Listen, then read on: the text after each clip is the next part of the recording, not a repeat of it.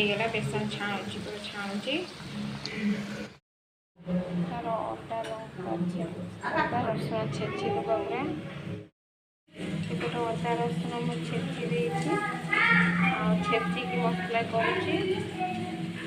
ମସଲା କଷା ହେଉଛି ମସଲାରେ ମୁଁ ପକେଇଲି ଅଦା ରସୁଣ ଛେଚିକି ପକେଇଲି ତାପରେ ହଳଦୀ ଲୁଣ ଆଉ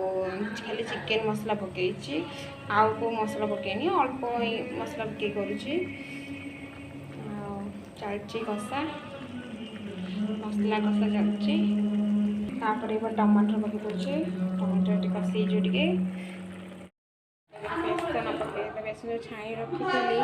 ତାକୁ ପକେଇଦେବା